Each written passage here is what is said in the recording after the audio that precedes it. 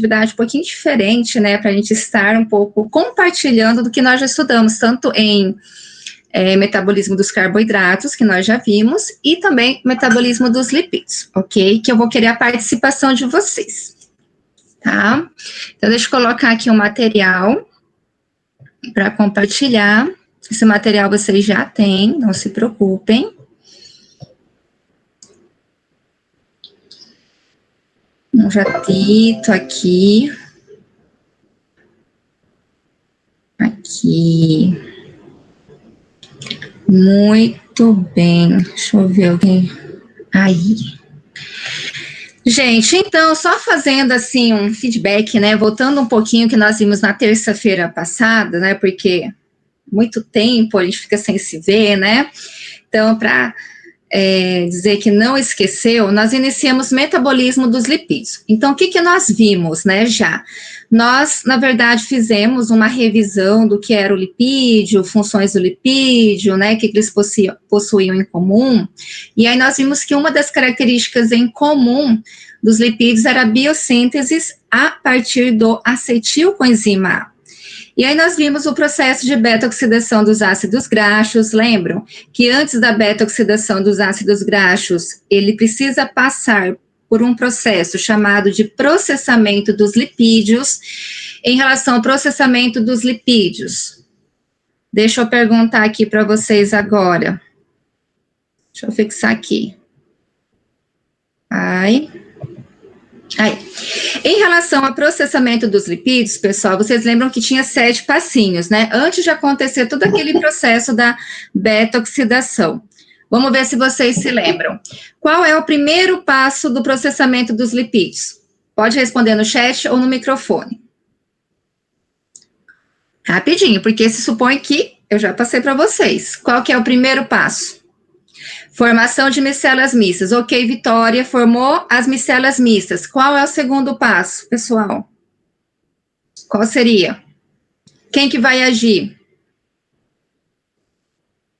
As lipasas, muito bem. Então, formou micelas mistas, ação da lipasa. Lembrem que a lipasa, o que que ela faz? Ela vai transformar o triacilglicerol, na verdade, ela vai degradar o triacilglicerol, o nosso TAG, em diacilglicerol, e até chegar em monacilglicerol, ok.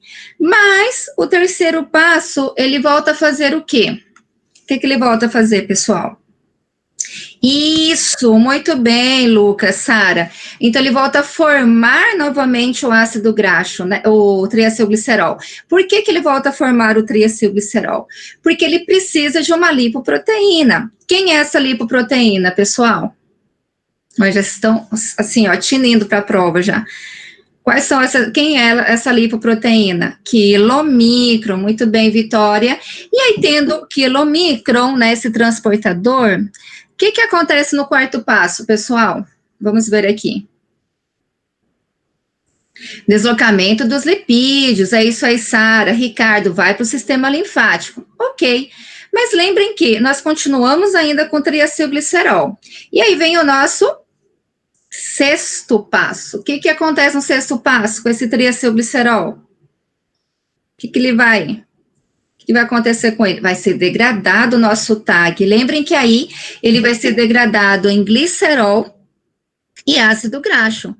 Lembrem que o glicerol e os ácidos graxos e o ácido graxo, eles em conjunto, através de várias reações de esterificação, eles fazem a síntese do triglicérido também, já envolvendo um assunto no outro. Muito bem.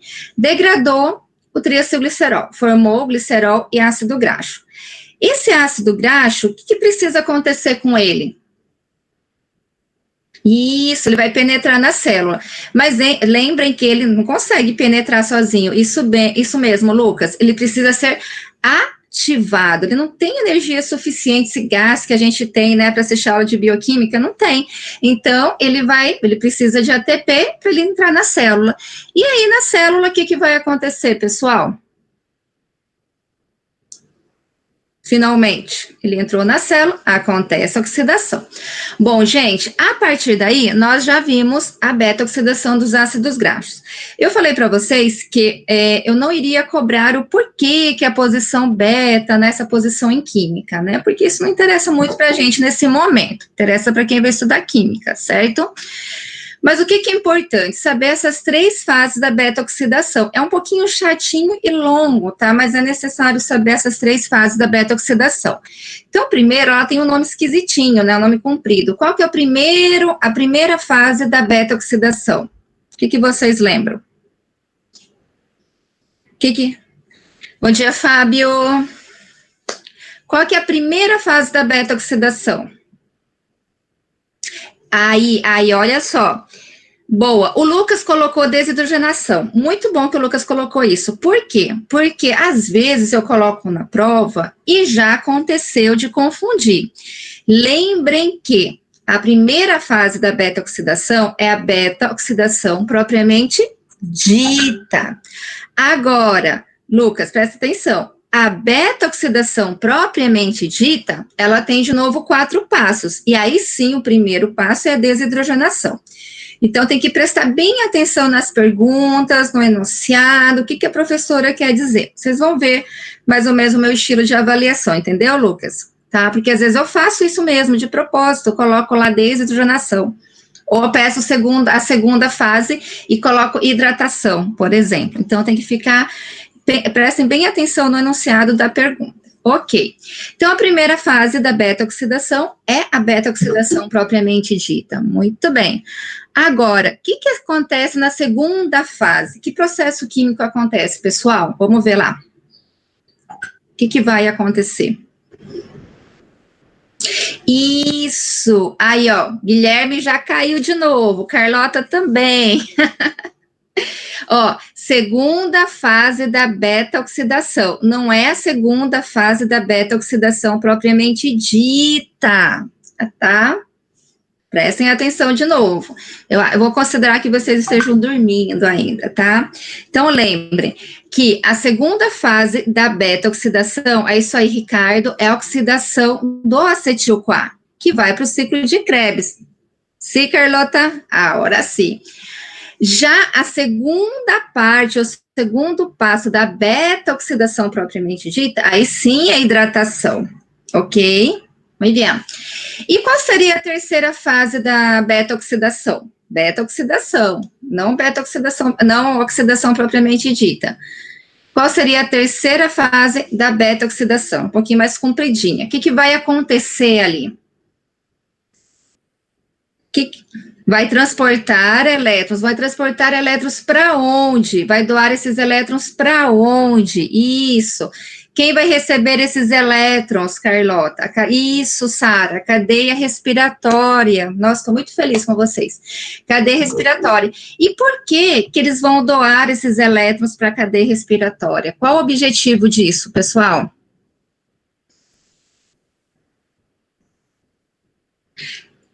Isso, formar água. Muito bem, Sara. Recuperar água. Muito bem, Luana, Vitória. É isso aí, meninas, tá?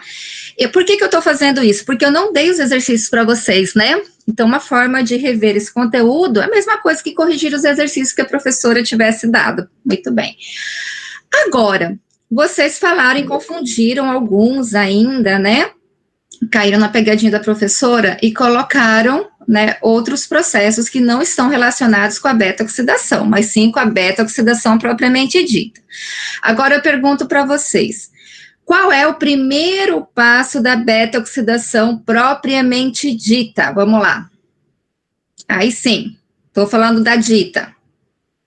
Qual é o primeiro passo? Aí sim, desidrogenação. Aí, Luana, Lucas, Vinícius, Mirna. Agora, o segundo passo, qual é? A ver. Hidratação. Isso aí, Kathleen, Vitória, Mirna, Lucas, muito bem. E o terceiro passo, o que acontece novamente? Uma desidratação, de novo, é isso aí, Éder. E o quarto passo, é isso aí, Léo. E o quarto passo, que passa? A ação da nossa tiolase. Isso, Éder, isso, Mirna. Gente, então, ó, não confundam, prestem bem no o que diz a pergunta, o enunciado. Se eu pedir fases da beta-oxidação, somente até aí, vai ser, primeiro, beta-oxidação propriamente dita, oxidação do acetil-CoA já em outra via, que vai ser o ciclo de Krebs, ou ciclo do ácido cítrico, e a terceira fase, desidrogenação é retirada de íons de hidrogênio, e hidratação vai ser ele acrescentar moléculas de água, tá? Hidratar. Eu tenho, professora, desidrogenação na terceira fase também. Tem dois processos de desidrogenação, sim, a primeira e a terceira, só que eles são enzimas diferentes. Ela faz o mesmo processo, mas com enzimas diferentes. Eu não perguntei as enzimas, porque eu disse para vocês, eu não vou cobrar as enzimas dos 4 passinhos da beta-oxidação propriamente dita, mas eu quero que vocês saibam quais são os passos, tá? Que ele vai fazer um processo de desidrogenação primeiro, depois ele faz uma hidratação, depois é um outro processo de desidrogenação de novo, só que é uma outra enzima, é diferente da primeira, e no quarto passo ele vai ter ação de uma enzima, tá? É o mesmo processo, porém com enzimas diferentes. Buenas. Oi, pode falar. É que eu acho que você acabou se confundindo sem querer. Na terceira, você comentou que era desidratação, entendeu? Em vez de desidrogenação, acho que foi essa a dúvida do Guilherme. Então foi a minha também. Eu falei errado, tá? Até vou colocar aqui no material, vocês estão vendo? Obrigado. É desidrogenação, tá? Vocês estão vendo aqui, não é? Sim? Então, são 2 desidrogenações. Se eu falei desidratação, tá errado, então, é isso mesmo. Muito bem. Agora, vamos ver o que mais. Onde que ocorre a beta-oxidação? Qual a localização celular? Outra pergunta que pode acontecer. No líquido, sim, mas em relação à célula, onde? Nas mitocôndrias, muito bem. Aí eu pergunto, é isso aí, Éder, qual é a diferença, é isso aí, Kathleen, qual é a diferença em relação à beta-oxidação dos ácidos graxos e a biossíntese dos ácidos graxos em relação à localização celular? Qual seria essa diferença, se eu perguntasse isso para vocês? Alguma coisa a respeito sobre citossol? No citossol, biossíntese no citossol, que usa as enzimas que estão ali. É isso aí. Então, lembrem que a biossíntese dos ácidos graxos, é isso mesmo, Ricardo, acontece no citosol, é isso mesmo.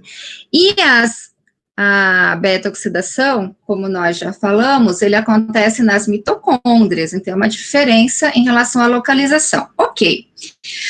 Agora, em relação à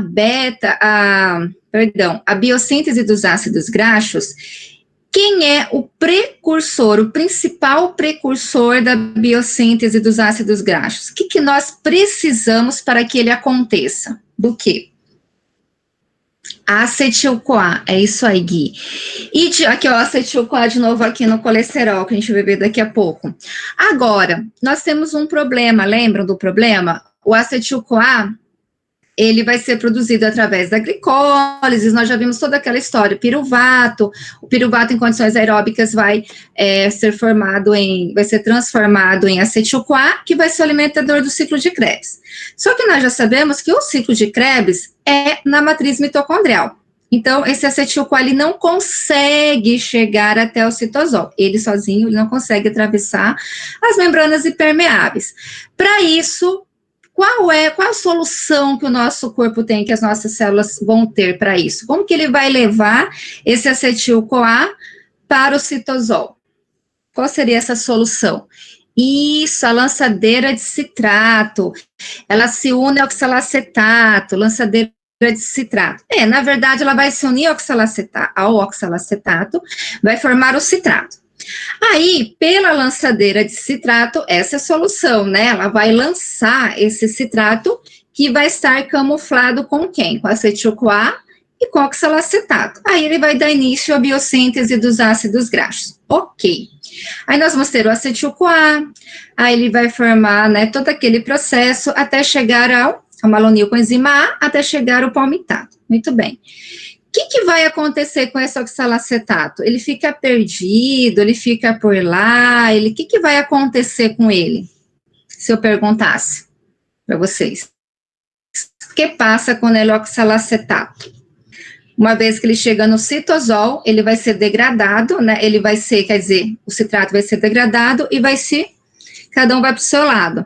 Isso, se transforma, na verdade, ele vai ser transformado em malato, é isso mesmo, através de uma enzima chamada malato desidrogenasa, e aí, o malato, ele vai ser transformado em quê?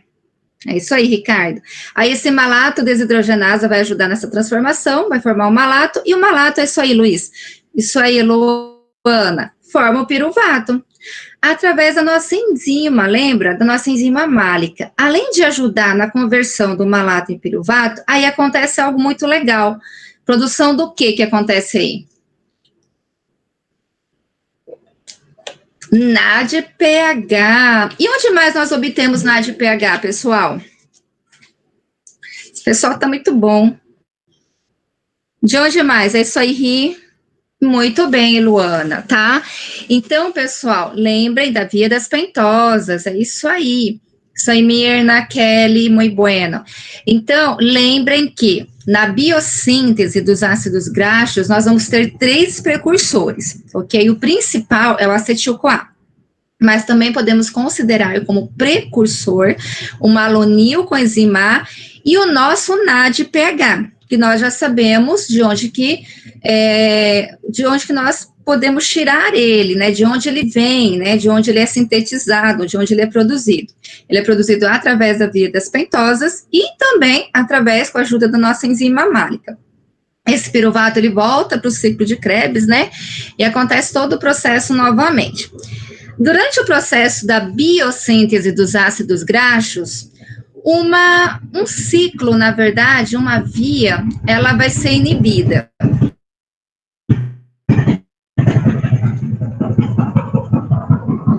Nossa, que barulhão.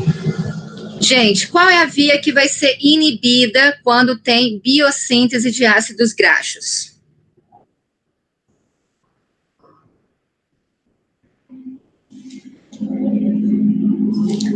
O que vocês acham? Qual é a via que vai ser inibida? Isso, ciclo de Krebs. Lembrem, é isso mesmo, Hassan, Luana, é isso aí. Então, quando tem um excesso de ATP, meu corpo tem muito ATP, tem muito NADH, vai dizer que, opa, não preciso mais que aconteça essa produção. Vamos parar um pouquinho o ciclo de Krebs, né? Então, ele inibe, né, momentaneamente, vamos dizer isso, né? Não para sempre, e aí acontece a biossíntese dos nossos ácidos graxos. Muito bem, pessoal. E aí nós vimos ainda os triglicéridos, diferença entre triglicéridos e colesterol, né? Então já sabemos que os dois são lipídios, mas eles são lipídios diferentes, né? São tipos de lipídios diferentes, onde o triglicérido, ele serve como depósito de energia, né? E então, se a gente não utiliza esse depósito de energia, ele vai ficar lá acumulado, vai ficar estocado na forma, principalmente na área da cintura, né, os famosos pneuzinhos. Então, nós não estamos gastando o que nós precisamos, né. Eu acho que, Daiane, durante essa pandemia, todos nós, assim, a maioria, pelo menos, tem, né, verdade, infelizmente. E, por outro lado, nosso colesterol, né, ele tem várias funções, ele é importante também, né, por quê? Porque ele é o precursor da vitamina D, ele é utilizado para para sintetizar hormônios, na liberação de hormônios também, na síntese de ácidos biliares e outras funções, né, que nós vamos ver hoje. Muito bem. Quando nós falamos agora de triglicérido, nessa função dos triglicéridos, eu pergunto para vocês, se vocês pudessem resumir para mim, como que é feita a biossíntese do triglicérido? Como que vocês fariam essa? Descreva, se colocam na prova assim, descreva a biossíntese do triglicérido. Como que vocês iam descrever esse processo de biossíntese? Vamos ver. Como que isso aconteceria? Primeiro tem que acontecer o quê? Primeira coisa. Pensem um pouquinho. Primeiro acontece, para acontecer a biossíntese dos ácidos graxos, nós precisamos da biossíntese. Ativar quem? Já falei a resposta. Primeiro, primeira coisa, ativa quem na biossíntese do triglicérido? Isso, glicerol 3-fosfato. Gente, eu acho que está passando por casa um helicóptero. Glicerol. Vocês podem falar para mim assim, também, vamos resumir. Isso, acetil-CoA também, mas acontece pela esterificação de moléculas de glicerol, quando ela se une a ácidos graxos. Mais glicerol, mais ácidos graxos. É isso aí, Sara. Mas antes de acontecer esses processos de esterificações, que são vários processos de esterificações, primeira coisa, ativa o ácido graxo, tá? É necessário ativar esse ácido graxo. Com quem que nós vamos ativar esse ácido graxo? Com coenzima A. Lembrem disso? Aí nós vamos formar um ácido graxo com coenzima A, tá? Que nada mais é que, deixa eu mostrar aqui para vocês novamente, que o ácido graxo ativado. O ácido graxo ativado, uma vez, né, formado, o que vai acontecer? Ele se une com glicerol 3-fosfato, lembram-se disso. E aí ele forma um ácido chamado ácido fosfotídico. O ácido isso, ele é feito através de várias esterificações, tá? Entre o glicerol e o ácido graxo, até chegar no ácido fosfotídico e, finalmente, ele ser transformado em triglicérido. Mas, para simplificar a história, então, eu posso perguntar para vocês, uma avaliação no exercício, por exemplo. Qual o primeiro passo da biossíntese do triglicérido? O primeiro passo é ativar o ácido graxo. Certo? Agora, se eu pergunto assim, resumidamente, como podemos descrever a biossíntese do triglicérido? Através de reações de esterificação entre o glicerol e o ácido graxo, ok? O precursor, antes de chegar no triglicérido em si, o precursor dele vai ser o ácido fosfotídico, ok? Ou diacilglicerol, também chamado. Muito bem. Gente, parabéns pela participação, tá? Excelente. Nem precisou de perguntas, já sabem todo o conteúdo. Pode falar. Só para confirmar aqui, antes de chegar no processo de beta-oxidação propriamente dita, sim. Eu teria aqueles dois passos, né, que seriam ativação do ácido graxo e também o transporte ao interior da mitocôndria. Daí começa o processo de as 4 fases. Na verdade, eu ativo o ácido graxo para que ele possa entrar nas mitocôndrias e fazer a beta-oxidação, ok? Aí começa a beta-oxidação, onde a primeira fase vai ser a oxidação propriamente dita. Dentro da oxidação propriamente dita, aí tem os 4 passinhos, tá? É isso que tem que ficar bem claro para vocês. Tá? Então, o primeiro passa pelos 7 passinhos, processamento dos lipídios. Dentro daqueles 7 passinhos, no 5º passo, quando ele degrada o TAG em glicerol e ácido graxo, aí nós vamos ativar esse ácido graxo, para que ele possa entrar nas células e começar a oxidação. Não beta-oxidação propriamente dita, a oxidação em si. A oxidação em si, ela compreende beta-oxidação propriamente dita, oxidação do acetil-CoA já no ciclo de Krebs, a CO2, e a terceira fase e do ciclo de Krebs vão doar elétrons para a cadeia respiratória para formar água. Tá? Então, aqueles 4 passinhos, ele corresponde à primeira fase da oxidação dos ácidos graxos.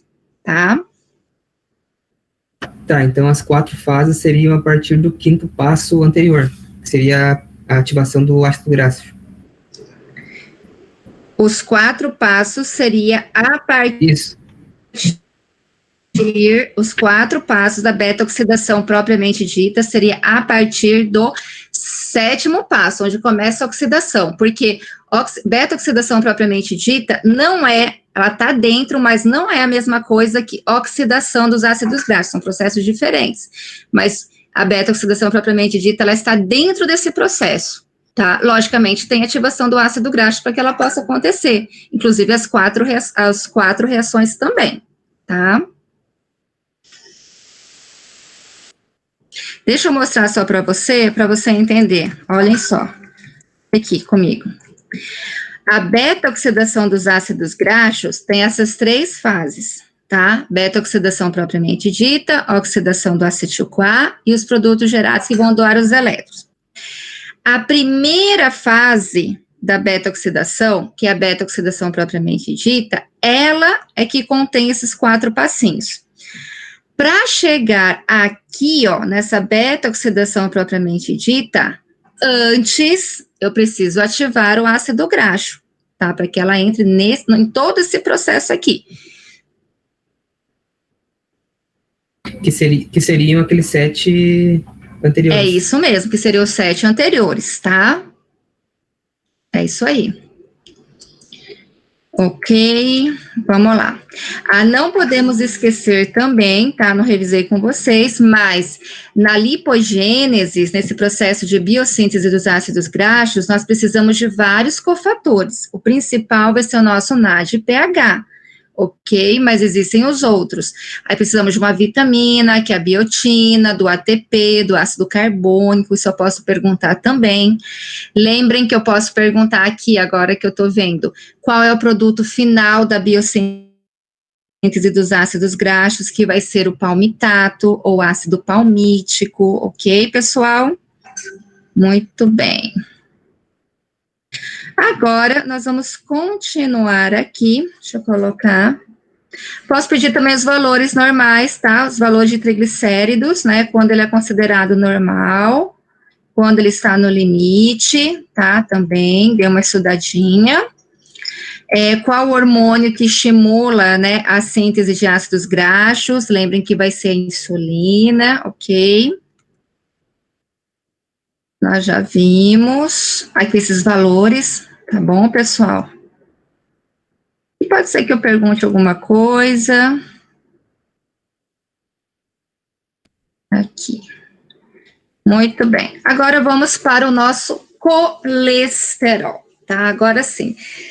Gente, quando nós falamos em colesterol, né, vem à nossa cabeça o LDL, né? Porque o LDL é aquele que vai, vocês estão vendo aqui, é aquele que vai transportar o colesterol do fígado para as células extrahepáticas, né? Quando nós temos um excesso de colesterol no nosso organismo, né, isso pode trazer vários danos, né, que são prejudiciais ao nosso corpo. Então, normalmente, o nosso organismo, ele precisa do colesterol, porque ele faz parte das estruturas, ele participa no processo de formação dos ácidos biliares, ele também é utilizado para liberação de hormônios, para a síntese de hormônios, a síntese da vitamina D, entre outros que a gente vai ver aqui que eu coloquei também. E o HDL, ele é considerado colesterol bom, né? Por quê? Porque vocês estão vendo aqui no caminho, né? O que ele está fazendo? Enquanto aqui ele está descarregando o colesterol, né? Nas artérias, isso aqui, ele está tirando esse excesso de HDL, de colesterol, tá? Das células extrahepáticas e vai levar novamente ao fígado. Esse é o trabalho do nosso HDL, dessas 2 lipoproteínas. Bom, aqui tem alguém com o microfone ligado, pessoal. Mecanismo de regulação da síntese de colesterol. A síntese, fazer colesterol para o nosso corpo, pessoal, é muito caro, uma inversão cara, porém necessária, tá? Olhem só, em mamíferos, como é o nosso caso, essa concentração de colesterol, ela está regulada por 2 hormônios. Olhem só quem participa. O nosso glucagon e a nossa insulina, novamente aqui, tá? A insulina, ela vai estimular processos anabólicos, processo de síntese, né? E quando tem um excesso, onde nós precisamos degradar, vamos dizer assim, ou quando falta, vamos dizer, nós vamos ter o nosso glucagon. Coloquei os valores, tá, de colesterol, para que vocês tenham ideia. Eu acho que tem gente que já conhece também, né, não é novidade. Então, aqui nós, prestem atenção, nós temos o colesterol total, o normal, tá, tem que ser menos de 200 miligramas por decilitro, alto de 200 a 240 e alto mais de 240. Em relação ao LDL, né, que é aquele que carrega o colesterol, na verdade, que é considerado ruim, o normal tem que estar por baixo, tá, abaixo de 100 miligramas por decilitro. Aqui, normal alto, de 100 a 160, tá? E alto, mais de 160. Então, quer dizer, aqui dá uma notinha importante, ó. Não significa que a cifra normal de LDL deve rondar os 100 miligramas por decilitro. Em alguns casos, o nível de LDL, ele pode ser, inclusive, menor que 70 miligramas por decilitro. Então, existe muita discussão hoje em dia em relação a esse valor normal de LDL, tá? Então, alguns consideram até 100, outros consideram que tem que estar abaixo, pode estar abaixo de 70 miligramas por decilitro também. Colesterol HDL, que é considerado bom, né, então homem, no caso os homens é mais de 35 miligramas por decilitro, e mulheres mais de 40 miligramas por decilitro. Pela própria condição da mulher em relação à parte hormonal, nós precisamos um pouquinho a mais, tá, de HDL. Muito bem. Por que é importante o colesterol, né? Eu trouxe para vocês algumas funções em relação a esse colesterol, pessoal.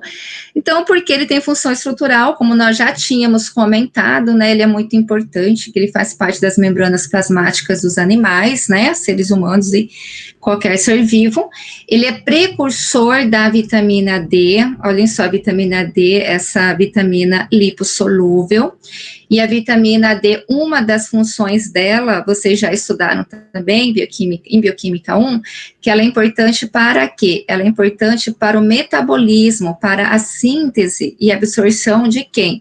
De cálcio no nosso organismo. Aliás, é uma das principais funções da vitamina D, né? Também ele é precursor de tipos de hormônios. Quem hormônios? Sexuais e dos corticosteroides também. Em relação às hormonas sexuais, progesterona, estrógeno, testosterona. Então, nós precisamos do colesterol, né, porque ele é o precursor desses hormônios. Agora, quais são os hormônios corticosteroides? O cortisol e a aldosterona. Então, nós precisamos também do colesterol para estimular, para metabolizar esses hormônios. Ele é precursor também dos sais biliares, como nós já tínhamos comentado também. Então, ele é essencial para a absorção de alguns nutrientes e para a excreção do próprio colesterol que esteja em excesso, né, no nosso organismo. E é precursor das balsas de lipídios. Agora eu pergunto para vocês, o que são as balsas de lipídios? Vocês já tiveram material, não sei se vocês deram uma lida, né? Então, aí eu pergunto para vocês, o que são as balsas de lipídios? Vocês têm alguma ideia? Vocês procuraram saber? O que vocês acham? O que são essas balsas lipídicas? Já ouviram falar das balsas lipídicas? Alguma vez? Hein, pessoal? Deixa eu tomar uma aguinha aqui.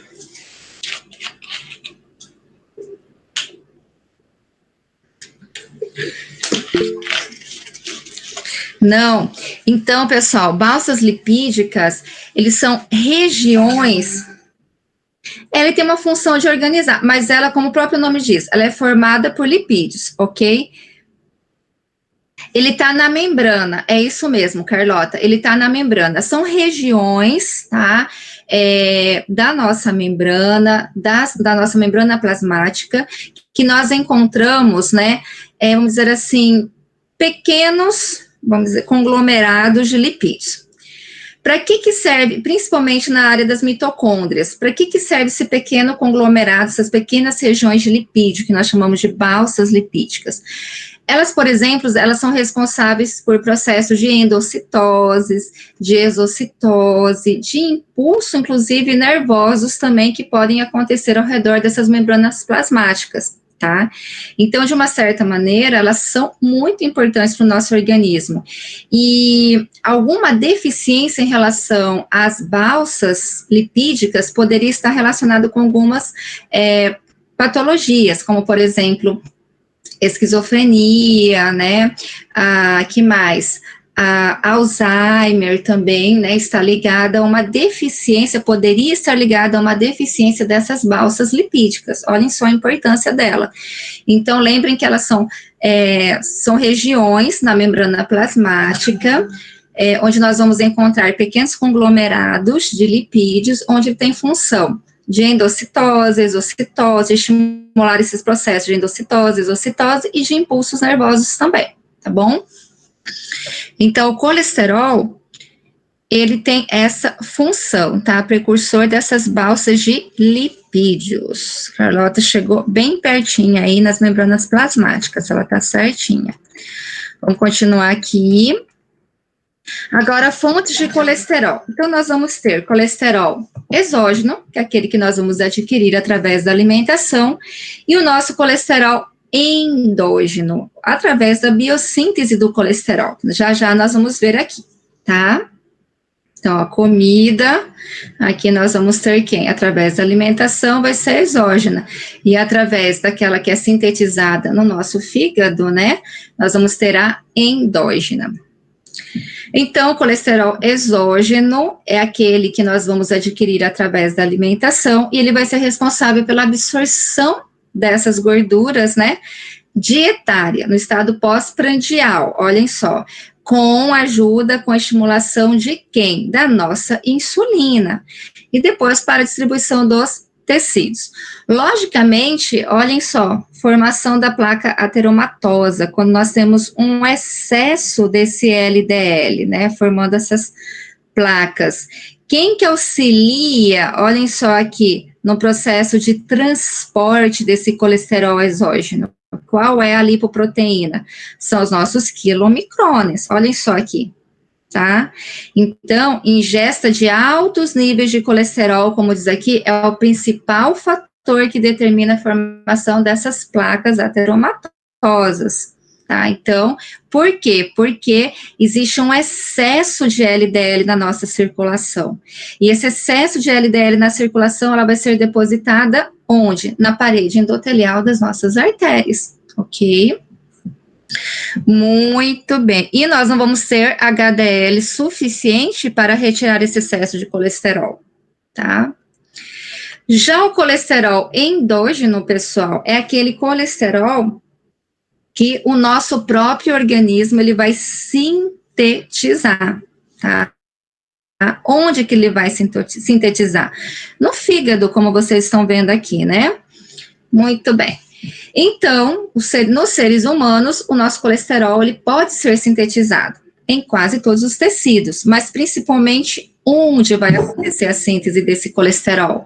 Lembrem, principalmente no fígado, mas acontece no intestino, na corteza suprarrenal, nos tecidos reprodutores, logicamente, né, porque nós vimos que ele é precursor dos hormônios sexuais, né, quais são os tecidos reprodutores? Ovário, testículo, placenta, né, e aliás são eles, como diz aqui no material, que mais contribuem para a reserva de colesterol.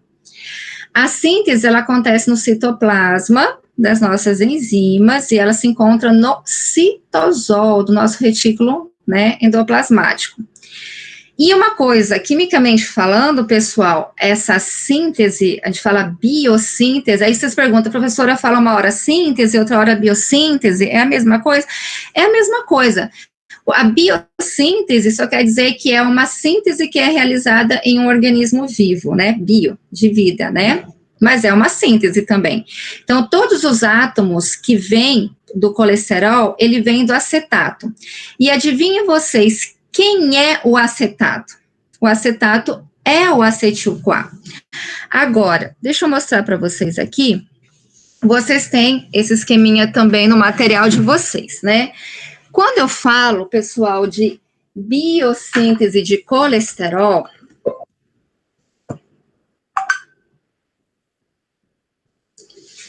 sei que passou aqui, eu acho que eu saí. quando eu falo em biossíntese de colesterol, então essa biossíntese, ela começa a partir de um acetato, né? E quem é esse acetato? É o acetil-CoA. Vocês viram que ela acontece também no citosol.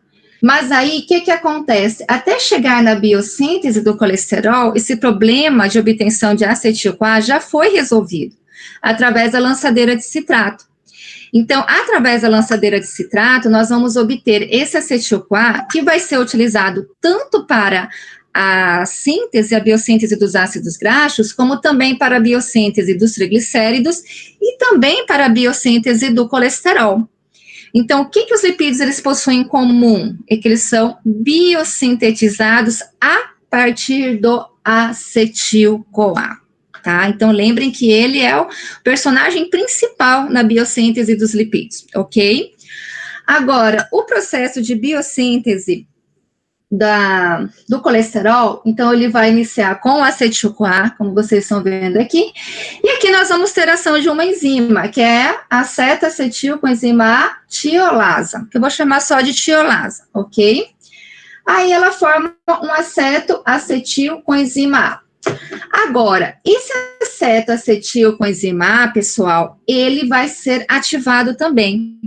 Para que ele possa ser ativado, ele precisa de mais acetil-coenzima A. Por isso que aqui eu coloco mais acetil-coenzima A. Certo? Pode falar. Estou ouvindo.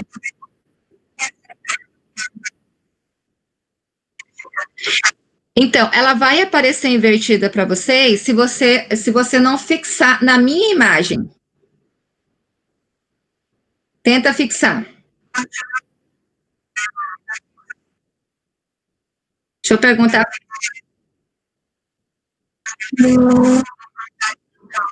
Libera, então, em vez de fixar, que daí resolve. O meu fica grande, não fica pequeno, não sei porquê. Fica bem grande, até tipo um zoom. Deixa eu ver se eu... Acho que com o zoom tá para todos, viu? É. O zoom corta a tela, aí não dá pra ver tudo. Peraí, eu mando para vocês. Peraí, deixa eu tirar a fotinho e mando para os delegados. Peraí. Só um minuto. Deixa eu procurar aqui. Oh, Adriene e Marden. Deixa eu ver diferente aqui.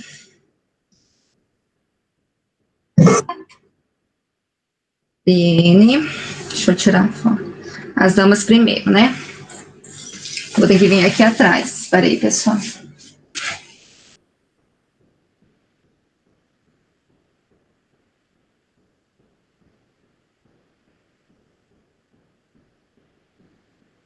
Deixa eu arrumar aqui. Vai ficar bonitinho para vocês. Deixa eu arrumar aqui. Aí eu mando para o Marden também, peraí. Paciência, né? Pronto, tá? Mandei para os delegados. É isso aí. Gente, então, quem conseguiu fixar é bom, tá? Ok. Então, pessoal, vamos lá, então? Não se preocupe, porque vocês têm isso aqui também no material de vocês, tá? Mas eu mandei a foto de igual maneira. Então, aqui, pessoal, nós temos o acetil-CoA. Esse acetil-CoA nós já sabemos de onde vem, da lançadeira de citrato.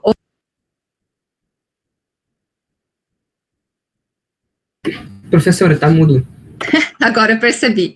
Então, nós vamos utilizar o acetil-CoA. Já sabemos de onde vem o acetil-CoA, ok? Da lançadeira de citrato. E ele serve tanto para a biossíntese de ácidos graxos, triglicéridos e colesterol. No caso do colesterol, ele vai sofrer ação de uma tiolasa, de uma enziminha. Aí, ela vai formar aceta-acetil-coenzima A. Nós precisamos ativar o aceta-acetil-coenzima A. Quem que vai ajudar nessa ativação? Mais acetil-CoA. Por isso que aqui tem mais acetil-CoA.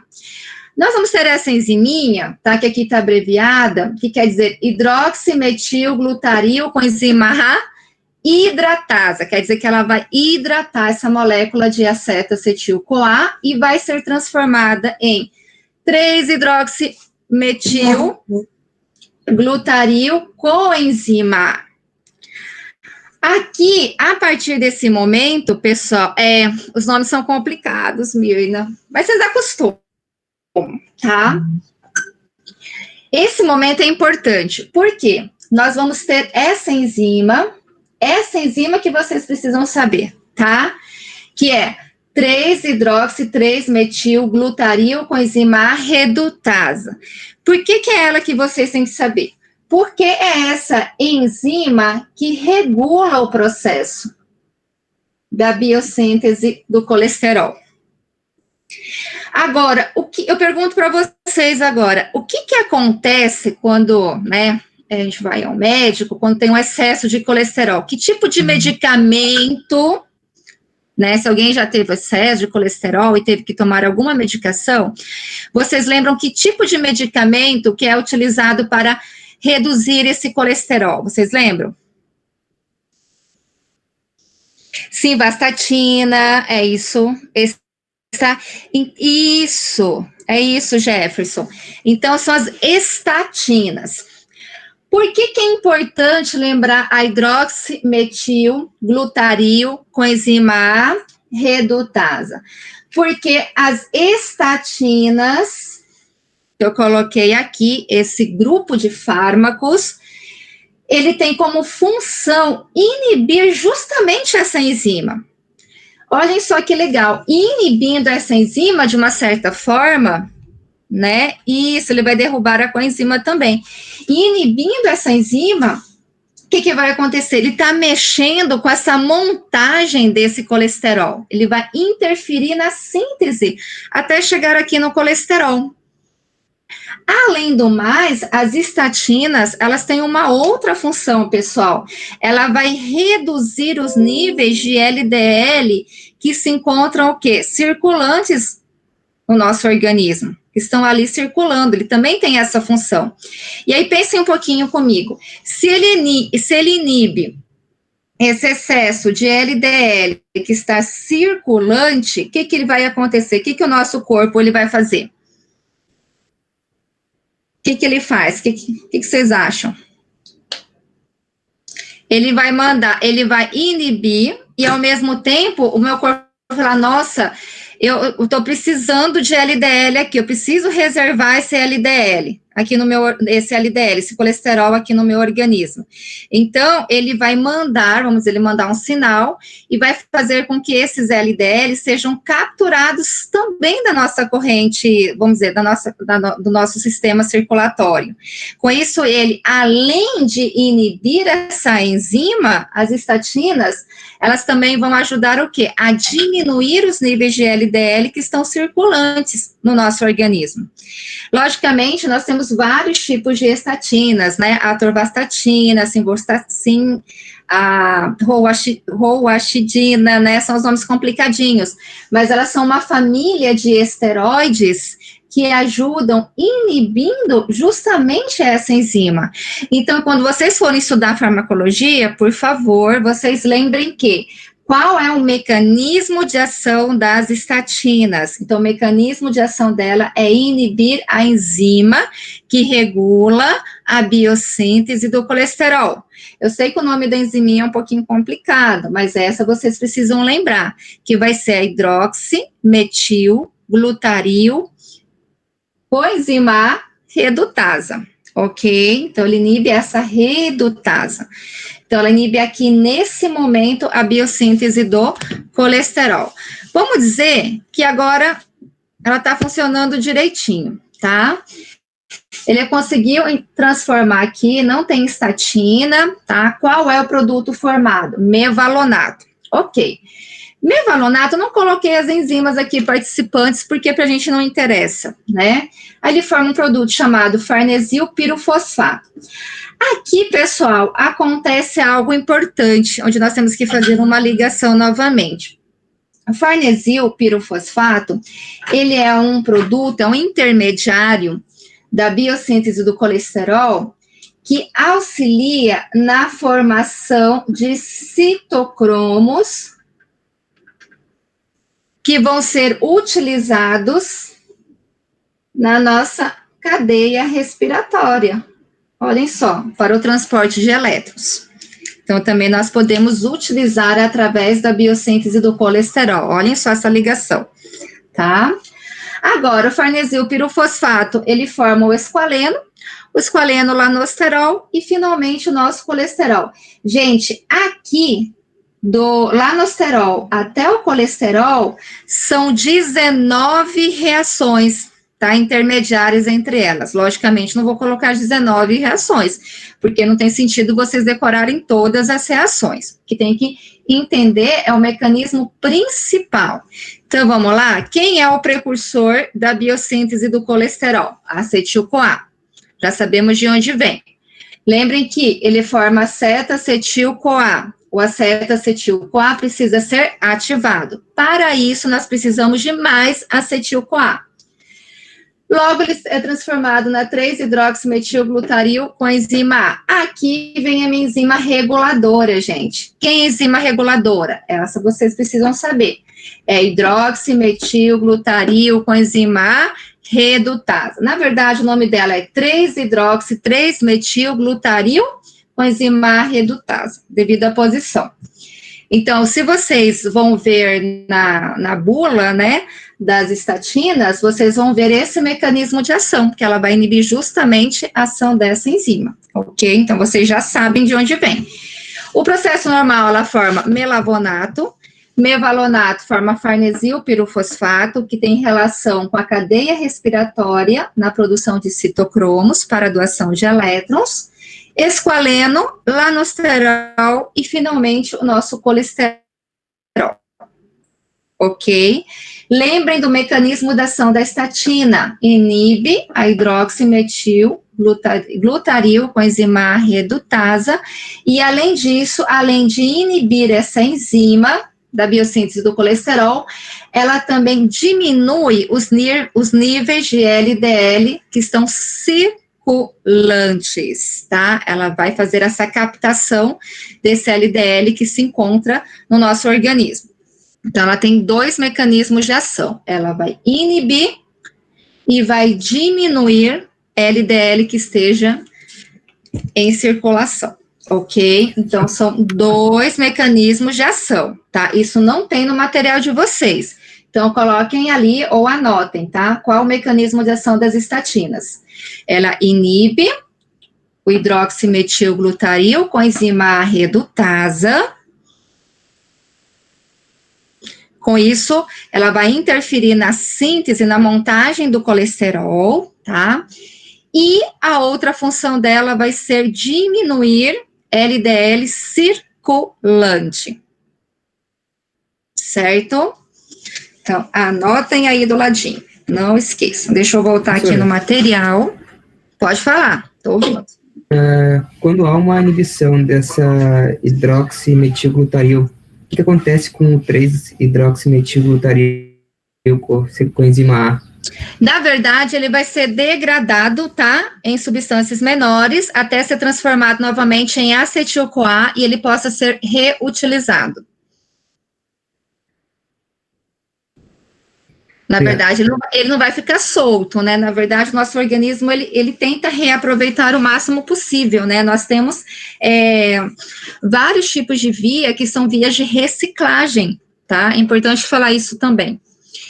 Gente, então, olhem só, todo o processo, olhem só que bonitinho, tá aqui, ó. Deixa eu mostrar para vocês.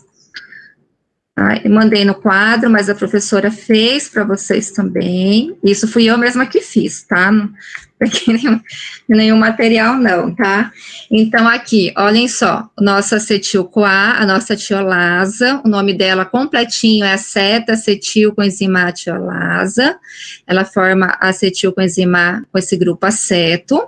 Ele vai ser ativado com mais acetil-CoA. Aí nós temos a ação da hidroximetilglutaril com enzima A sintasa, tá? Não é ela que vai ser inibida pelas estatinas, não, tá? Não é a sintasa, é a redutasa, tá?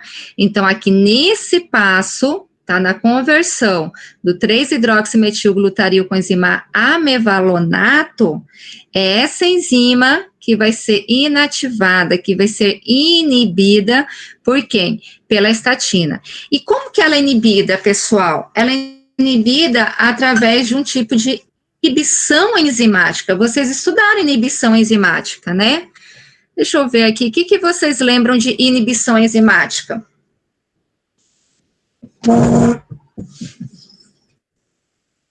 Importante lembrar. Está na farmacodinâmica, vocês vão ver em fármaco de novo, pessoal. Então, o que vocês lembram de inibição enzimática? Quais são os tipos de inibição enzimática que tem? A ver.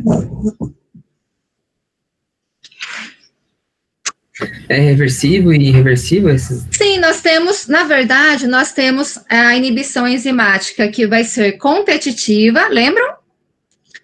Não competitiva, que são as reversíveis, e vamos ter competitiva, tem uma classificação de competitiva mista, né? Ela não é muito comentada, mas existe, tá?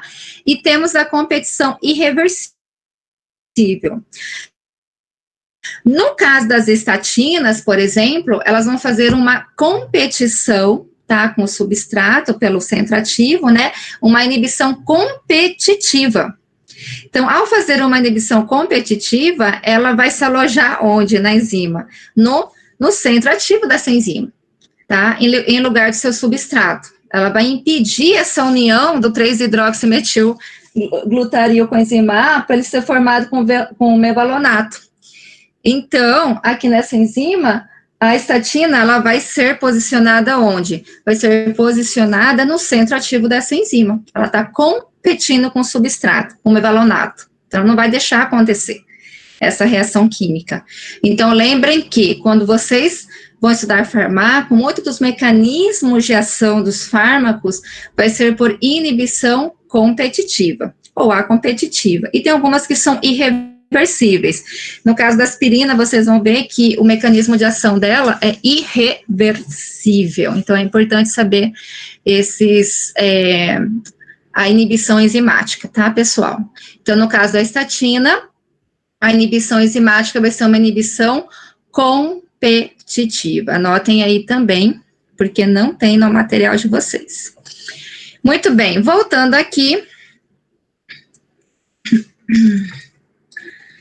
Deixa eu ver aqui. Aqui, tá? Então, lembrem que essa enzima, a nossa hidroximetilglutario com enzima redutasa, ela vai ser estimulada pela insulina. Por quê? Por que ela é estimulada pela insulina? Lembrem que a insulina, ela estimula processos anabólicos, processos de síntese. E nós estamos fazendo o quê, pessoal? Uma síntese, a síntese do colesterol. E ela vai ser inibida pelo glucagon. Ok? E aqui nós temos os produtos formados, o mevalonato, o farnesil pirofosfato. Eu falei para vocês que o farnesil pirofosfato, ele também ajuda na produção de citocromos, né, que são aqueles responsáveis por transportar elétrons na cadeia respiratória, tá? Aí ele forma o esqualeno, lanosterol, até formar o colesterol. Olhem só, pessoal, aqui, como eu já tinha falado, do lanosterol até chegar no colesterol, são 19 reações. Então, vocês estão vendo que existem vias metabólicas que são muito maiores que o próprio ciclo de Krebs, que é tão temido assim, né? Um desses exemplos é a nossa biossíntese de colesterol, tá? É um processo bem complexo, ok? Bom, esse daqui não tinha no material de vocês, eu só coloquei um pouquinho a mais, tá? Porque tá no manual de vocês. Quais são os produtos finais da utilização do colesterol, tá? Nós vimos dentro das funções do colesterol que ele serve também para a síntese de ácidos biliares. Então, os ácidos biliares, eles são considerados, pessoal, produto final também, tá, da utilização desse colesterol. Então, ele ajuda na síntese dos ácidos biliares. Nós já vimos o porquê que é importante, ou quais são as funções dos ácidos biliares, lembram? O que eu falei para vocês? Eles ajudam as lipasas, eles vão estimular as nossas lipasas no processo de digestão, eles vão fazer o quê? Eles vão diminuir a tensão superficial e aumentar a emulsificação. Que mais? Eles vão também ajudar na absorção de vitaminas lipossolúveis, no caso aqui vitamina D, né, ele estimula. E também ele tem ação colerética, ok? Quer dizer o quê? Produção de mais bilis. Aqui eu coloquei a importância da bilis em si. Também não tinha no material de vocês, então eu vou mandar novamente esse material para vocês estarem estudando, ok? Então, por que é importante essa bilis, esses ácidos biliares? Porque nós já sabemos, ele ajuda no processo de digestão dos lipídios, e se ajuda no processo de digestão, vai ajudar também no processo de absorção, tá? Outra coisa legal da nossa bilis, né, é que ele é responsável também pela eliminação de certas substâncias, né, do nosso organismo, né, principalmente da hemoglobina, daquela hemoglobina, né, que vem dos glóbulos vermelhos que foram destruídos. Tá? Também ela ajuda no que essa bilis? A eliminar o excesso de colesterol. Então, é outra função, é outra importância da bilis. Outras funções também, tá? Ele faz com que o colesterol, os lipídios, as vitaminas lipossolúveis, elas sejam mais solúveis, tá? Elas se dissolvam melhor. Lembra que eu falei? Ela ajuda na absorção das vitaminas lipossolúveis, não só das vitaminas solúveis, mas dos lipídios em geral e do próprio colesterol. Também outra importância da bilis vai ser estimular a secreção de água pelo intestino grosso. Para quê? Para que dessa maneira possa facilitar a eliminação de substâncias que sejam nocivas para o nosso organismo, né? Proporciona fezes, né? As fezes, a sua característica cor, né? Que é marrom verdosa, né? Verdoso. Além da bilis, nós vamos estudar também que a partir do catabolismo do grupo hemo, nós vamos ter como produto final uma substância chamada estercobilina. E a estercobilina, pessoal, ela também é responsável pela coloração das fezes. Vamos ter urobilina e estercobilina, tá? Então, além da bilis, né, que ela dá essa cor característica às fezes, nós vamos ter também a estercobilina, que é um produto da degradação do grupo hemo da hemoglobina, ok? E também ele faz com que os fármacos e outros produtos que sejam nocivos para o nosso organismo, que sejam estranhos pelo nosso organismo, eles sejam excretados através da bilis, né, e depois através do nosso organismo. Então, ele facilita, vamos dizer assim, na forma de excreção de substâncias estranhas do nosso organismo.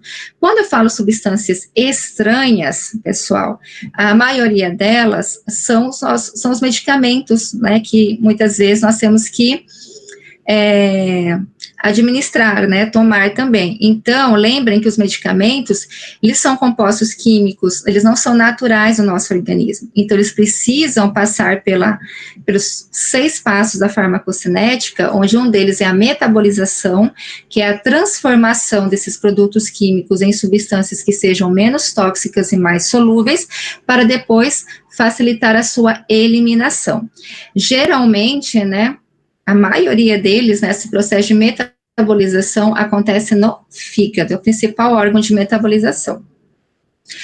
Agora, nós vamos entrar, pessoal, em relação aos ácidos graxos essenciais. Quando eu falo ácidos graxos essenciais, vem alguma coisa na cabeça da gente. Lembra que vocês estudaram aminoácidos essenciais e não essenciais? Eu tenho certeza disso, que vocês estudaram em Bioquímica 1.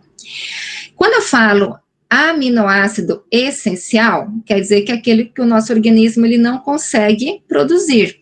Então, nós vamos obter através da alimentação. É a mesma coisa os ácidos graxos essenciais. Os ácidos graxos essenciais são aqueles ácidos graxos que o meu corpo ele não consegue sintetizar. ele não consegue produzir. Então, a única forma de obtê-los vai ser através da alimentação, vai ser através da dieta. Os ácidos graxos essenciais, quimicamente, eles se caracterizam por ser poliinsaturados, quer dizer que eles vão ter várias ligações duplas entre os átomos de carbono, na posição cis. E os dois ácidos graxos poliinsaturados essenciais mais importantes são o nosso ômega 3 e o ômega 6. Aí vocês perguntam, e o ômega 9? O ômega 9, ele também é um ácido graxo essencial, só que ele não é poliinsaturado, ele é monoinsaturado. Por quê? Porque ele só vai ter uma ligação dupla na cadeia carbônica. Então, os que são poliinsaturados vão ser somente o ômega 3 e o ômega 6, ok? Aqui é uma outra forma de denominar esses ácidos graxos essenciais, tá? Isso aqui geralmente eu não pergunto, tá? Ômega 9 oleico, ômega 6 linoleico, ômega 3 linoleico, porque confunde bastante os lino ali, né? Os leico também. Mas é uma outra forma, uma outra denominação desses ácidos graxos essenciais, ok? Lembrando que o 9, ele é monoinsaturado, e o 6 e o 3 são poliinsaturados. Gente, tem como identificar quando ele é ômega 3 e quando o ômega 6 pela fórmula estrutural? Tem sim, tá? Justamente eu trouxe para vocês esses exemplos. E é muito fácil. O que caracteriza um ácido graxo, quimicamente falando? Todo ácido graxo, ele é um ácido carboxílico, na verdade, ele vai ter o grupo carboxila na extremidade. Eu vou apontar aqui com a flechinha, se vocês observarem, aqui no final, do meu lado esquerdo, olhem só, nós vamos ter o grupo carboxila, ó, C-O-O-H, C-O-H, aqui, ó, C-O-O-H, aqui também, aqui também, aqui também. Vocês são chamados de ácidos, vem de ácido carboxílico, né? Então, em relação à química, tá? Em relação à função orgânica, o que caracteriza os ácidos graxos é o grupo carboxilo, é o grupo COH. Agora, bioquimicamente, para que nós possamos identificar se ele é um ômega 3 ou se é um ômega 6, nós vamos do lado oposto, contrário ao grupo carboxila. Então, olhem aqui o primeiro, acompanhem aqui, eu vou apontar com a flechinha. Aqui está o grupo carboxila, eu vou do lado oposto, aqui, ó. E aí, do lado oposto, eu vou contar esses carbonos. Olhem só, aqui. 1, 2, 3. No terceiro carbono, eu tenho a primeira ligação dupla. Quando a primeira ligação dupla se encontra no terceiro carbono, do lado oposto ao grupo carboxilo, ele vai ser um ômega 3. É fácil.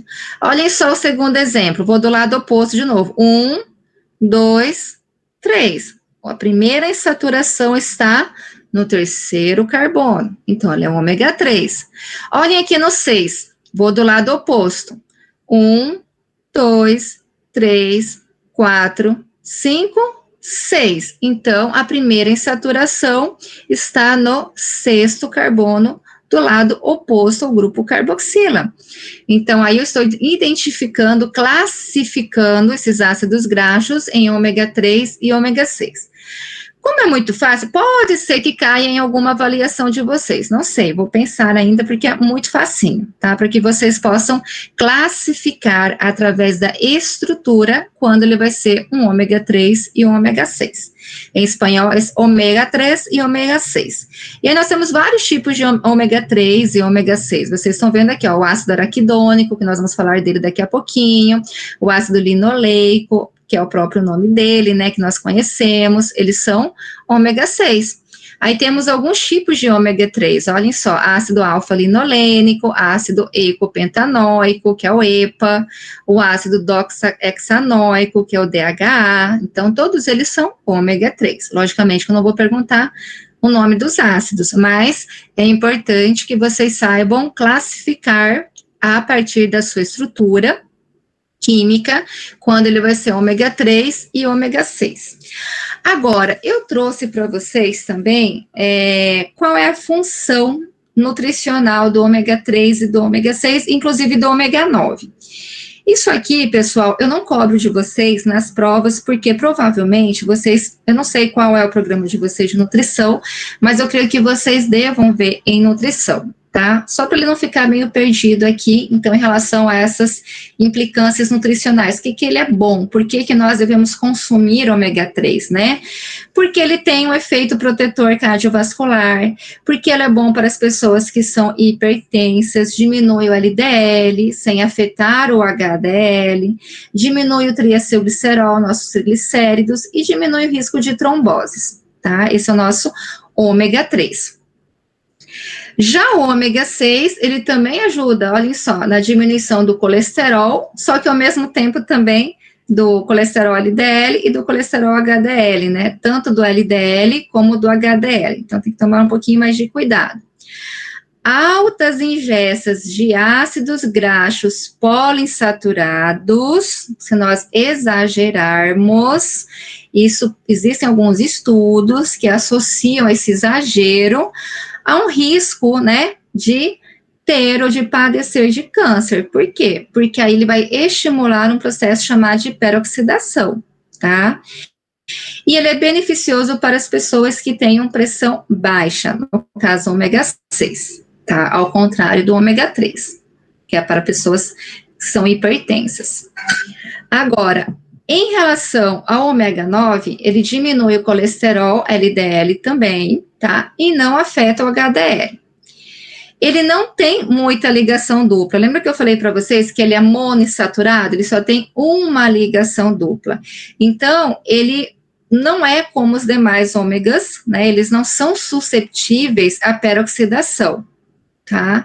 Então, as pessoas podem consumir sem nenhum problema, né, os que contêm ômega 9, por quê? Porque justamente por eles não ter essa característica de várias ligações duplas entre si, eles não vão ter essa reação de peroxidação. Bom, isso aqui eu quero que vocês saibam em relação ao ômega 3 e ômega 6, isso é muito importante. O ômega 3, pessoal, ele inibe a agregação plaquetária, ele não deixa, né, formar essas agregações plaquetárias, esses trombos, vamos dizer assim. Ele facilita, então, o quê? A vasodilatação. Por isso que aqui, olhem só, diminui o risco de trombose, justamente por quê? Porque é um excelente vasodilatador, o ômega 3, tá? Agora, o ômega 6, ele é o contrário, né? Ele vai estimular essa agregação plaquetária, ele vai ajudar, ó, produzem agregação plaquetária. Se ele produz agregação plaquetária, ele vai estimular a vasoconstrição, ok? Então, essas funções, que são as principais, vamos dizer assim, do ômega 3 e ômega 6, é importante que vocês lembrem também. E por último, né, nós vamos ter um grupo, taxa de lipídios. Esse grupo de lipídios é um grupo que se caracteriza porque ele vem da oxigenação dos ácidos graxos essenciais, tipo ômega 3 e ômega 6. Eles são chamados de eicosanoides, pessoal. Olhem só, o nome é eico, porque se vocês lembrarem um pouquinho de geometria, né, eico ou ico também, né, quer dizer aquele polígono que tem 20 lados. Então, quer dizer que os eicosanoides são um grupo de caráter lipídico que tem 20 átomos de carbono. Daí vem o nome, eicosanoide, de 20 átomos de carbono. Então, eles são compostos lipídicos que vêm de ácidos graxos poliinsaturados, então são o ômega 3 e ômega 6, da oxigenação desses ácidos graxos insaturados. E eles têm um precursor, tá? Um dos principais precursores é o ácido araquidônico, não é aracnídeo não, tá? Eu posso até colocar na prova aracnídeo como uma das opções, mas aracnídeo não tem nada a ver, tá? É aranha, né? Então, ácido araquidônico. Se vocês contarem aqui, olhem só, 1, 2, 3, 4, 5, 6, a primeira ligação dupla está no 6º carbono. Então, ácido araquidônico é um ômega 6, se fosse classificar. Lembra que nós contamos sempre do lado oposto ao grupo carboxila. Então, a partir daqui, ó, 1, 2, 3, 4, 5, 6. Agora, já sabemos que os eicosanoides são um grupo de lipídios que tem 20 átomos de carbono, que eles vêm dos ácidos graxos poliinsaturados, que o precursor dele principal é o ácido araquidônico, que o ácido araquidônico, na verdade, ele é um ômega 6, né? E ainda nós precisamos saber da classificação desses eicosanoides. Como que nós classificamos os eicosanoides, pessoal? Então, vai ser de acordo com a enzima que participa, tá, na via metabólica de formação desses eicosanoides. E nós vamos ter duas enzimas, tá? Uma, que são chamadas ciclooxigenasas, que vocês vão estudar bastante em farmaco, quando vocês forem ver os AINES, tá? E as outras são as lipooxigenasas. Então, nós temos duas enzimas, tá? Dependendo da enzima que participa na formação desses eicosanoides, nós vamos ter a classificação. Se a via utiliza ciclooxigenasa, que são as COX, e aí nós temos COX-1, COX-2, né? E temos até a COX-3, que não é tão, assim, conhecida, mas existe. Nós vamos classificá-las em prostaglandinas e tromboxanos, tá? Esses eicosanoides. Se os produtos, eles utilizam uma outra via, onde nós temos ação de uma outra enzima, que é a lipooxigenasa, nós vamos ter os leucotrienos e as lipoxinas. Então, a classificação dos eicosanoides vai depender das enzimas que participam na sua produção, na sua síntese, tá? Lembrem que são duas enzimas, as COX, a ciclooxigenasa e a lipooxigenasa. Então, ciclooxigenasa, principalmente prostaglandinas e seus derivados, que eu vou falar aqui, e os tromboxanos. E a lipooxigenasa, nós vamos ter leucotrienos e as lipoxinas. Olhem só, então, se nós temos o COX, nós vamos ter as prostaglandinas e os tromboxanos, que são os principais, tá? E as prostaciclinas, que são derivadas das prostaglandinas, ok? Se nós temos as lipooxigenasas, a classificação vai ser leucotrienos e lipoxinas. Então, a formação desses eicosanoides vai depender das enzimas que participam na via metabólica, que são essas duas. Muito bem. Aí nós vamos para a classificação. Logicamente, eu vou trazer as três principais, que são as prostaglandinas, os tromboxanos e os leucotrienos. Em relação às prostaglandinas, se vocês olharem a fórmula estrutural, elas são chamadas de hidroxiácidos, né? Por que hidroxiácidos? Porque tem o grupo oxidrila, tem o grupo do ácido carboxílico, ele tem o anel ciclopentano aqui, tá? Entre os carbonos 8 e 12. Isso eu também não pergunto em provas. O que eu quero que vocês saibam em relação à prostaglandina? Que as prostaglandinas, pessoal, elas são produzidas por quase todas as células do nosso organismo, com exceção dos glóbulos vermelhos, tá? Somente os glóbulos vermelhos, eles não sintetizam prostaglandinas. Os glóbulos rojos não lo hacen. Em relação às funções das prostaglandinas, tem várias funções, tá? Tem muitas, mas a principal dela é ser vasodilatadora. Além de vasodilatadora, eu trouxe para vocês outras funções da prostaglandinas também, tá? Então, a principal ação dela é vasodilatação. Por quê? Em relação à vasodilatação, ela vai responder a um processo de inflamação. Então, quando nós temos um processo de inflamação, ele vai desencadear o quê? A produção de prostaglandina. Nosso organismo ele vai estar reagindo a essa reação de inflamação. Essa injúria, nós chamamos assim. Então, consequentemente, esse excesso de prostaglandinas é que vai causar, às vezes, vai desencadear os 5 sinais, que a gente fala 5 sinais da inflamação, né? Que é dor, rubor, edema, que mais? E perda de função, entre outras. Então, quer dizer que os AINES, eles vão agir impedindo a liberação, a síntese de prostaglandinas. Por quê? Porque dessa maneira vai impedir que chegue a ter dor, inflamação, rubor, edema, ok? Esse é o mecanismo de ação dos AINES. O principal mecanismo de ação deles vai ser o quê? É impedir, inibir a síntese das prostaglandinas, ok? Também, outras funções das prostaglandinas vai ser o aumento da secreção do muco gástrico, porque ele serve de proteção à nossa mucosa gástrica, né? Por isso que um dos efeitos, o principal efeito colateral dos AINES vai ser em relação à parte gástrica, né? Como o uso prolongado de AINES pode causar alguma inflamação gástrica, gastrite, né? Lesões gástricas também, né? Então tem que tomar bastante cuidado, porque ao diminuir as prostaglandinas, nosso organismo, ela fica sem proteção gástrica. Outra função da prostaglandina, pessoal, ela ajuda na contração da musculatura lisa. Olha só que legal. Então, ó, o sêmen humano, tá, ele tem quantidades pequenas de prostaglandinas. Isso é importante por quê? Porque ele favorece a contração do útero, como consequência, ele vai permitir que os espermatozoides, eles possam chegar até as trompas uterinas. E dessa maneira, né, permitir o quê? Permitir, se for, né, da vontade de Deus, né, e fisiologicamente, né, que haja fecundação. Do mesmo modo, durante a menstruação, o nosso organismo libera grandes quantidades de prostaglandinas. E ao liberar grandes quantidades de prostaglandinas, um dos efeitos, né, uma das consequências são aquelas dores, né, as cólicas, que normalmente, né, nós utilizamos AINES também, né, para que tem ação analgésica, né, para impedir essas dores. Mas tem que tomar com cuidado, sempre com moderação. Intervém também na temperatura corporal, tá, as prostaglandinas, e elas controlam o descenso da pressão arterial. Por quê? Porque elas vão facilitar a eliminação de substâncias, né, do nosso rim. Então, ela tem essa ação. São 5 pontos importantes das prostaglandinas.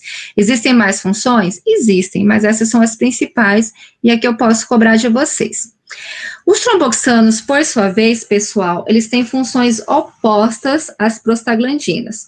Então, se as prostaglandinas, a principal ação dela é vasodilatadora, do tromboxano vai ser o próprio nome disso, trombos, né? Ele forma agregação plaquetária. Ela ajuda na síntese das plaquetas. Eles também podem ser chamados de TXA2, tá? E a prostaglandina, ela pode ser chamada de PG também. Então, a principal ação dos tromboxanos, que vocês vão lembrar, vai ser em relação a quê? A broncoconstrição, a agregação plaquetária, estimulado o quê? Quando o nosso organismo tem hemorragias, por exemplo, no caso de feridas, quem vai ser estimulado? O nosso tromboxano, né? Para fazer o quê? Essa vasoconstricção. Então, aqui, quimicamente falando, temos a estrutura do tromboxano, denominação TXA2, ele tem um anel hexagonal, as prostaglandinas já têm um anel na forma de pentágono, localização, onde ele é produzido nas plaquetas, tá? Lembrem que as prostaglandinas, elas são produzidas por todas as nossas células, à exceção dos glóbulos vermelhos, e a função do tromboxano é agregante plaquetário, tá? São vasoconstrictores. E os leucotrienos, né, o terceiro principal eicosanoide, lembrando que eles também são chamados de peróxidos, tá, uma outra nomenclatura. Eles são sintetizados nos leucócitos, daí vem o nome, é muito fácil lembrar, né, associar leucotrienos, produzidos onde? Nos leucócitos. E ele tem ação tanto vasodilatadora como também vasoconstrictora, dependendo da situação. Tá? Então, quais são as funções? Elas são constrictoras do músculo liso bronquial, elas são vasoconstrictoras e aumentam a permeabilidade vascular. Existem vários tipos de leucotrienos, pessoal, eles são denominados LT. Então, tem LTA, B, C, D e até o E, tá? Então, tem de A e a E, cada um com a sua função específica. Que, logicamente, aqui para a gente não vem ao caso, mas eu coloquei as principais funções como um todo em relação aos leucotrienos, tá? Essa sim eu quero que vocês saibam. E por último, dessa vez eu trouxe a cascata do ácido araquidônico, né? Não fazia parte, né? Mas eu achei importante, por quê? Porque vocês vão ver em farmaco novamente em AINES. Então, de onde vem o ácido araquidônico? Vocês já sabem, o ácido araquidônico é o precursor de quem? Dos eicosanoides. Quem são os eicosanoides? Tromboxanos, leucotrienos, prostaglandinas são os principais, mas nós temos as lipoxinas, tá? Nós temos as prostaciclinas também. Quando que acontece essas cascatas de ácido araquidônico? Acompanhem, gente, ó, nós temos uma injúria, um trauma, alguma coisa que vai desencadear uma inflamação, vamos dizer assim, tá? E essa injúria, esse trauma, ele vai agir na nossa membrana celular, ok? Aí, o que vai acontecer? Vai acontecer que as nossas enziminhas, a fosfolipasa 2 principalmente, que nós já vimos, tá? Que é uma enzima de lipídio, e temos a C também, mas principalmente a 2, ela vai estimular o quê? A produção de ácido araquidônico. Lembrem que o ácido araquidônico, por sua vez, ele é o precursor de quem? Dos eicosanoides. Dependendo da enzima que participa, tá, na via metabólica do ácido araquidônico, nós vamos ter os diferentes tipos de eicosanoides. Se a enzima é a ciclooxigenasa, nós vamos ter tromboxanos, vamos ter prostaglandinas, tá, e vamos ter um derivado da COX-1, tá, do tromboxano também. Ok? Por outro lado, se nós temos a lipoxigenasa como enzima, que é o LOX, nós vamos ter produção de leucotrienos e lipoxinas, dependendo da injúria, né, que o meu organismo está sofrendo. O que acontece no caso de uma inflamação? Nós vamos ter a COX-2 principalmente. Aqui, olhem só, produção de prostaglandina. A produção de prostaglandina estimula o quê? Né? Estimula rubor, ardor, inflamação, febre e faltou aqui dolor, tá? Qual é o mecanismo de ação dos AINES, os anti-inflamatórios não esteroides? Eles vão agir sobre essa ciclooxigenasa 2, principalmente, tá? E aí ele vai diminuir rubor, ardor, inflamação, febre e dolor, tá? Que eu vou colocar aqui depois para vocês. Já ela também, por outro lado, estimula a produção de tromboxanos. E a produção de tromboxano estimula o quê, pessoal? A aderência plaquetária, o fluxo renal e ajuda também no mucus estomacal, tá? Então, por outro lado, ela vai inibir a prostaglandina, esse grupo de fármacos, e vai inibir de uma forma, vamos dizer assim, não muita, tá? Parcialmente, seletivamente, vamos dizer, os tromboxanos, ok? E nós vamos ter ainda um COX-3, que ele não é tão falado assim, que ele é um derivado desse COX-1. O COX-3, pessoal, essa ciclooxigenasa 3, ela vai ter maior expressão em relação ao RNA mensageiro, tá? Principalmente a nível de coração e de cérebro. Por outro lado, dependendo da injúria, também nós temos os nossos leucotrienos e as lipoxinas. Então, nesse caso, ele vai estimular o quê? O aparecimento de quê? De broncopneumonia, de flema, de tosse, de edema bronquial, de asma e bronquites.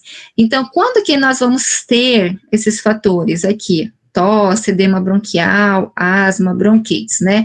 Devido a algum fator externo, alguma injúria, né, nós vamos ter ação da lipoxigenasa. A lipoxigenasa produz leucotrienos e lipoxinas. E com isso aumenta todos esses fatores aqui, ok? Então, esse é o mecanismo de ação do que nós chamamos cascata de ácido araquidônico, porque vai ser a partir dele que nós vamos ter os nossos eicosanoides, que também são chamados de peróxidos, tá, pessoal? Que são os tromboxanos, prostaglandinas e os leucotrienos, são os principais.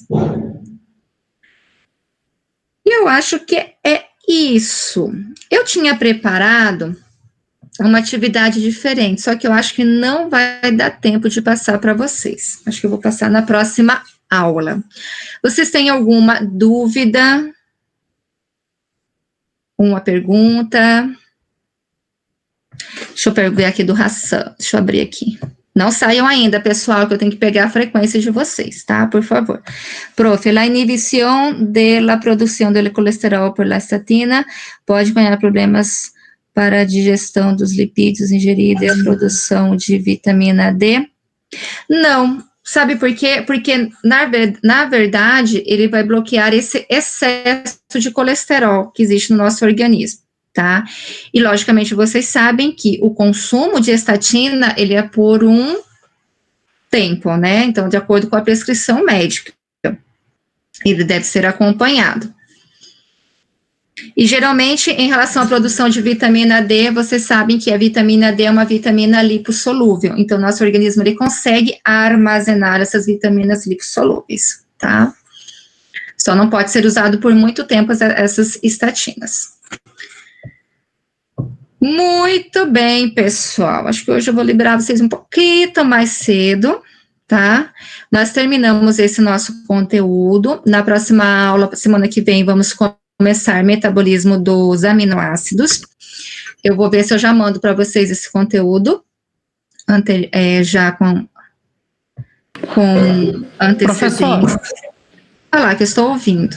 Professora, tem alguma já definição como é que vai ser essas provinhas? Se vai ser sobre temas finalizados, ou se vai incluir mais de algum tema?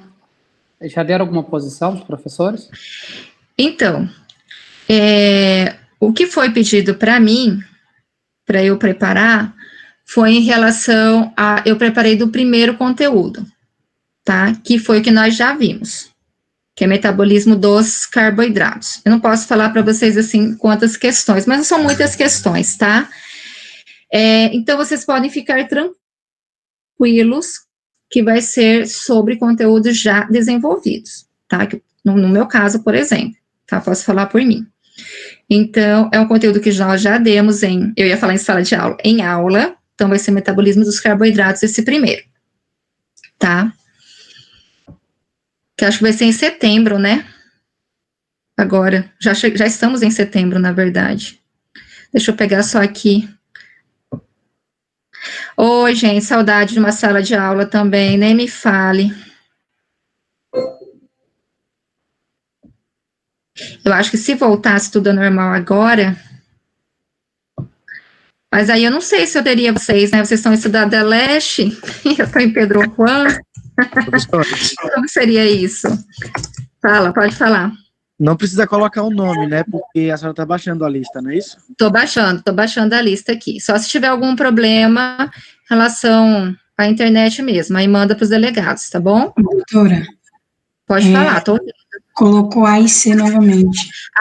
Eu tô com A e C, é A e B. Aí, obrigada. Dia 1º/1. Ainda bem que vocês me ajudam. Aí. Gente, é isso. Então, um tempinho para vocês tomarem um café. Não sei se vocês vão ter mais aula depois da minha. Gente, é um prazer sempre estar com vocês. Espero que vocês tenham gostado. E até terça-feira. Não tem mais hoje, Marcone? Olha só. Eu tenho daqui a pouquinho mais, tá, gente? Sempre é muito bom estar com vocês. Gostaria de estar muito mais. Mas a gente faz o que pode, tá? Um beijo, boa semana. Obrigada para você também, professor. Professor. Tchau. Qualquer dúvida, estou por aqui, tá? Pode falar. Antes de sair da sala, só me confirma que eu fiz um esqueminha da parte do ciclo de Krebs interrompido. Ali, quando o ciclo de Krebs ele é interrompido, então ele vai pegar esse acetil-CoA para ser lançado pela lançadeira de citrato, é isso? Daí ela vai para o citossol, ali o acetil-CoA ele vai, na verdade, o acetil-CoA e o oxaloacetato, né? Os dois juntos. Isso. Daí no citossol eles vão se separar de novo. O acetil-CoA ele vai ser precursor para biossíntese de ácido graxo, e o oxaloacetato vai formar o malato, isso? O oxalacetato, ele volta a formar novamente, ele forma o malato, mas no final ele volta a formar novamente o piruvato, e esse piruvato ele vai ser utilizado novamente no ciclo de Krebs.